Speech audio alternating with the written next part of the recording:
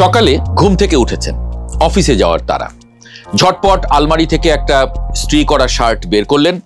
পরতে গিয়ে হঠাৎ টাস করে একটা শব্দ হলো। শার্টের নিচের দিকের একটা প্লাস্টিকের বোতাম ভেঙে দুভাগ হয়ে গেল, কিংবা সুতো ছিঁড়ে আলগা বোতামটি মেঝেতে গড়িয়ে পড়ল। ঘর ঝাড়ু দেবার সময় ওটা চলে গেল ময়লার বালতিতে, তারপর ড্রেনে, কিংবা সরাসরি পিচ ঢালা রাস্তার পাশের নর্দমায়। অতি ক্ষুদ্র, অতি সস্তা একটা জিনিস। দাম হিসেব করলে হয়তো 50 পয়সাও হবে না। আমরা ভাবি এতটুকু একটা প্লাস্টিকের টুকরো হারিয়ে গেলে কি বার আসে যায়, কিন্তু এই অতি সাধারণ বোতামটি যদি একটা টাইম বোমা হয়, যদি বলি আপনার শার্টের এই অবহেলিত বোতামটি পৃথিবীর বিশাল সমুদ্রকে নিঃশব্দে হত্যা করছে, আপনার অজান্তেই এটি পরিবেশের এক মহা বিপর্যয়ের চাকা ঘুরিয়ে দিয়েছে। আজ আমরা এই 50 পয়সার বোতামের ময়না তদন্ত করব। দেখব কিভাবে একটা ছোট্ট প্লাস্টিক টুকরো মানুষের অস্তিত্বকে হুমকির মুখে ফেলছে।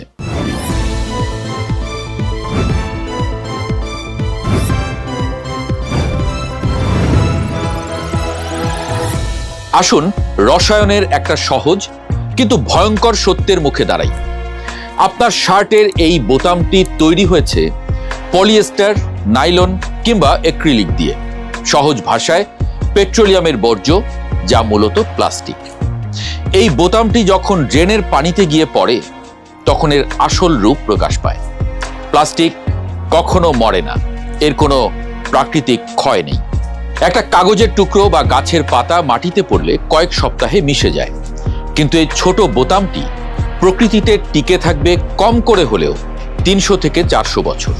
এর মানে আজকে আপনি যে বোতামটি ড্রেনে ফেলে দিলেন, আপনার নাতিপুতি, এমনকি তাদের পরের 4 প্রজন্মেও এই বোতামটি কিন্তু মরবে না।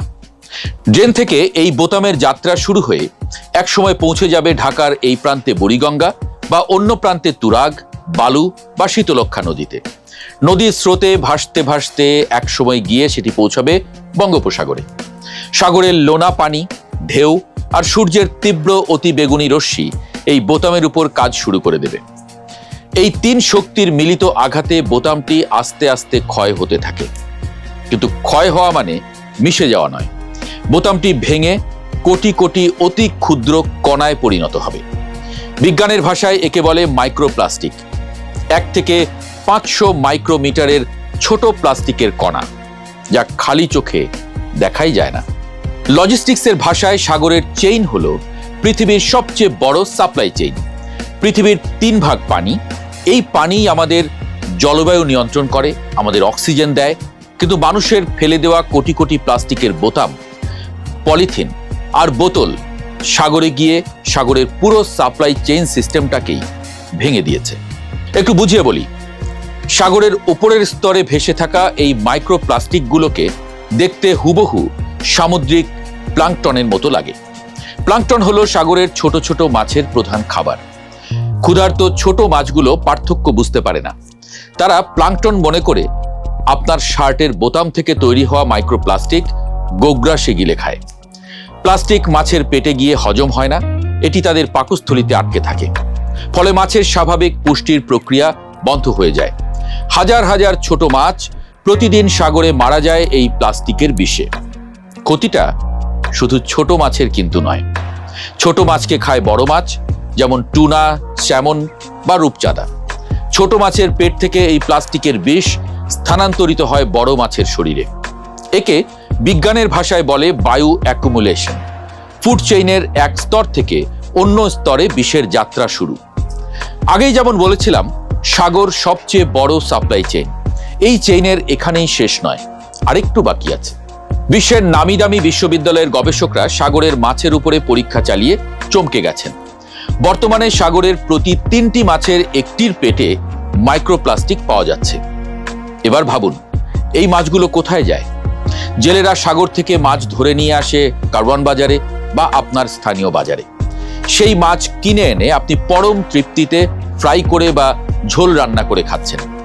আপনি খাওয়ার পরে ফুড চেইনের এই সার্কেলটি এবার শেষ হলো।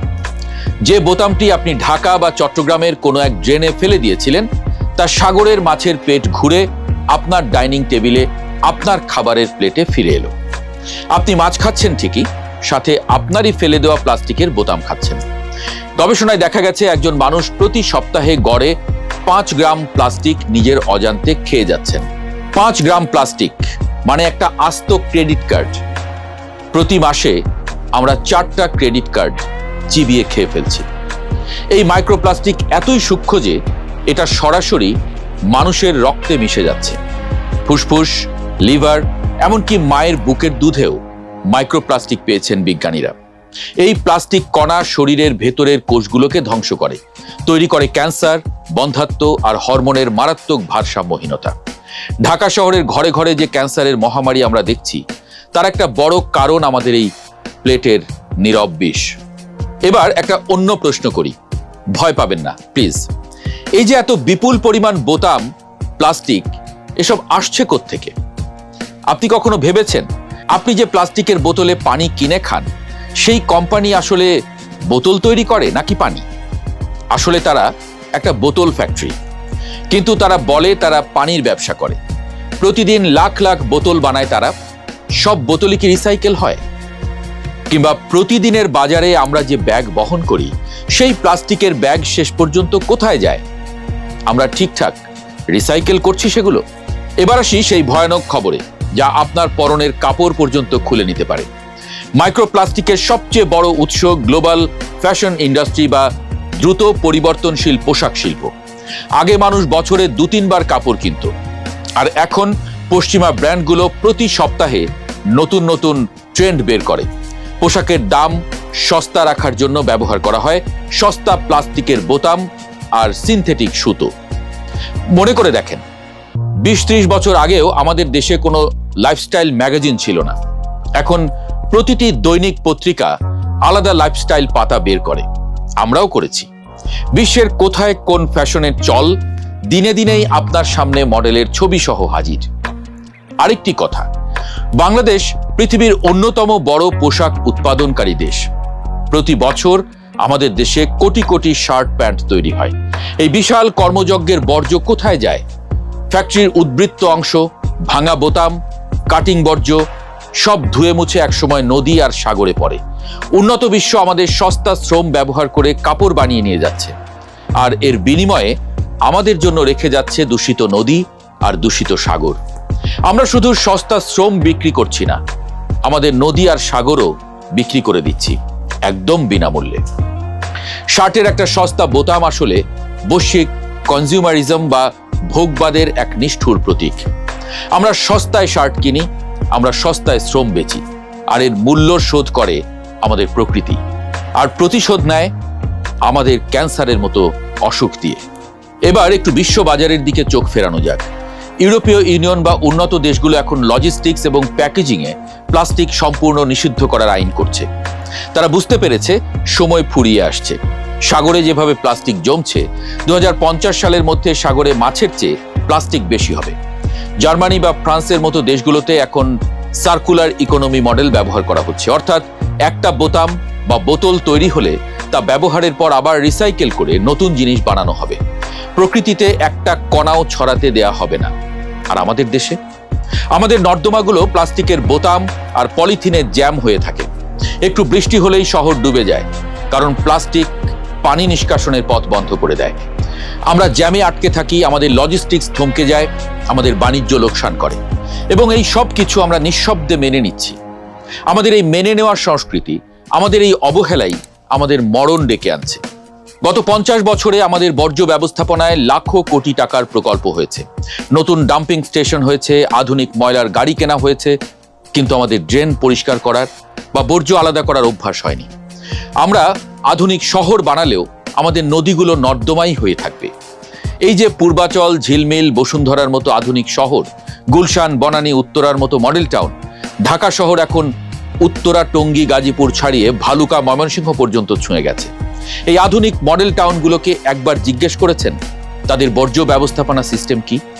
প্লাস্টিক আর কাগজ একই বিনে ফেলছে এসব আধুনিক শহরের শিক্ষিত, ধনী এবং আধুনিক মানুষরা। তাহলে আর কষ্ট করে আধুনিক শহর বানানো কেন? কেন অত্যাধুনিক অ্যাপার্টমেন্টে থাকা? গ্রামের চৌচালা ঘরেই না হয় থাকতেন। অন্তত গোলায় ধান আর গোয়ালে গরু নিয়ে কিছুটা পুষ্টিকর খাবার তো খেতে পারতেন। আমাদের নাগরিক সিস্টেম এখন মানধাত্তা আমলে। প্লাস্টিক বর্জ্য ব্যবস্থাপনার কোনো নিয়ম নেই, উদ্যোক্তারা প্লাস্টিকের বিকল্প খুঁজছেন না, সাধারণ মানুষও যত্রতত্র প্লাস্টিক ফেলছেন। পরিবেশবিদরা বলেন শুধু আইন করে বা মেগা প্রজেক্ট দিয়ে পরিবেশ বাঁচানো যায় না। বাঁচাতে হলে সিস্টেমের দক্ষতা বাড়াতে হবে, অভ্যাস বদলাতে হবে। একটা বোতাম বা প্লাস্টিক কণা ড্রেনে যাওয়া বন্ধ করতে কোনো মেগা প্রজেক্ট লাগে না, লাগে শুধু সঠিক জ্ঞান, ডিসিপ্লিন আর ব্যক্তিগত সচেতনতা। দুঃখজনক হলো এই যে কারখানাগুলো প্লাস্টিক ফেলছে, কিংবা আমরাই যে প্রতিদিন পলিথিন প্লাস্টিক যেখানে সেখানে ফেলছি, এজন্য আমাদের কারো কাছে জবাবদিহি করতে হয় না, যেন সাগরে বিষ ঢালাটা আমাদের একটা জন্মগত অধিকার। বিশ্বব্যাংকের গবেষণায় দেখা গেছে প্লাস্টিক দূষণের কারণে বাংলাদেশের পর্যটন ও মৎস্য খাত প্রতি বছর হাজার হাজার কোটি টাকার লোকসান করছে। সাগরে মাছ কমে যাওয়া মানে মৎস্য খাতের বিপর্যয়। আপনি জানেন আমাদের দেশে ইলিশের উৎপাদন কমে গেছে। গত অর্থ বছরে দেশে ইলিশ উৎপাদন 5 লাখ টনে নেমে এসেছে, অর্থাৎ প্রায় 1 লাখ টন ইলিশ কম। আরো মজার ব্যাপার হলো যত ইলিশ পাওয়া গেছে তার আকার ও ওজন দুটোই অনেক কম। ইলিশ আর আগের মতো বড় হচ্ছে না। এভাবে চলতে থাকলে কয়েক বছর পর জাদুঘরে গিয়ে ইলিশ দেখে আসতে হবে। ডক্টর ইউনূস দারিদ্র্যকে জাদুঘরে পাঠাতে চেয়েছিলেন, আর আমরা মানবজাতিকেই জাদুঘরে পাঠিয়ে দিচ্ছি। আমাদের নদী ও সাগরের দূষণ সরাসরি আমাদের জিডিপিকে আঘাত করছে। যে নীল অর্থনীতি বা ব্লু ইকোনমি থেকে আমাদের বিলিয়ন ডলার আয় করার কথা ছিল, সেই সাগর এখন প্লাস্টিকের ডাম্পিং গ্রাউন্ডে পরিণত হয়েছে। এর সঙ্গে চিকিৎসা খরচটা ভাবুন। ক্যান্সার সহ যত অসুখ হচ্ছে, এগুলোর খরচ তো আছেই। আমাদের মাটির উর্বরতা কমাচ্ছে, উৎপাদন কমে যাচ্ছে এবং জিডিপির প্রবৃদ্ধিও কমে যাচ্ছে। নীরবে আমাদের অর্থনীতি ধ্বংস হয়ে যাচ্ছে। এবার একটু আশার কথা বলি। এত বাধা, এত অদক্ষতার পরেও কিছু মানুষ কিন্তু লড়াই করছেন। আমাদের দেশের তরুণ ও নারী উদ্যোক্তা এখন প্লাস্টিকের বিকল্প নিয়ে কাজ করছেন। পাটের সুতো, নারকেলের মালা বা কাঠের তৈরি ইকো ফ্রেন্ডলি বোতাম বানাচ্ছেন। তারা আন্তর্জাতিক বাজারে পরিবেশ বান্ধব পোশাক রপ্তানি করার চেষ্টা করছেন। প্লাস্টিকের বিকল্প পাটের ব্যাগ বানাচ্ছেন। একটু ভাবুন তো, এই সবুজ উদ্যোক্তাদের যদি রাষ্ট্র একটু বড় লজিস্টিক্স বা পলিসি সাপোর্ট দিত। আহারে, প্লাস্টিক বোতামের উপর যদি চড়া ট্যাক্স বসানো হতো আর পরিবেশ বান্ধব বোতামকে প্রণোদনা দেওয়া হতো, তাহলে আমাদের টেক্সটাইল ইন্ডাস্ট্রি পুরো বিশ্বের রোল মডেল হতে পারত। তরুণরা তাদের বুদ্ধি দিয়ে পরিবেশ বাঁচানোর চেষ্টা করছেন, কিন্তু রাষ্ট্র কি তার দায়িত্ব পালন করছে? সময় এসেছে এই প্রশ্নটা তোলার। বারবার একই কথা বলি, ছোট একটা ছিদ্র যেমন আস্ত একটা টাইটানিক জাহাজকে ডুবিয়ে দিতে পারে, আপনার শার্টের সুতো থেকে খুলে যাওয়া ওই 50 পয়সার বোতামটিও তেমনি আমাদের সমগ্র জলমণ্ডল এবং মানব সভ্যতার এক অদৃশ্য ক্ষয় সৃষ্টি করছে। এটি কোনো বিচ্ছিন্ন ঘটনা নয়, এটি আমাদের অবহেলার এক জাতীয় দলিল। আমরা যদি উন্নত দেশ এবং সুস্থ জাতি হতে চাই, তবে আমাদের চিন্তাভাবনা উন্নত করতে হবে।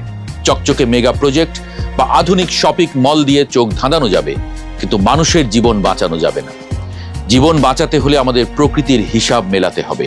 প্রতিটি বর্জ্য, প্রতিটি প্লাস্টিক কণার সঠিক গতিপথ নিশ্চিত করতে হবে। এরপর যখন শার্টের কোনো বোতাম ছিঁড়ে যাবে বা প্লাস্টিকের ছোট চামচটি হাতে নেবেন, তখন ওটা ড্রেনে ফেলে দেওয়ার আগে একবার থামুন। নিজের হাতঘড়ির দিকে তাকিয়ে ভাবুন, একটা বোতাম, একটা প্লাস্টিকের বোতল কিংবা একটা পলিথিনের ব্যাগ ফেলে দেওয়ার সময় আপনি নিজেই আপনার এবং আপনার সন্তানের আয়ু থেকে কতটা মিনিট নিজেই কমিয়ে দিচ্ছেন।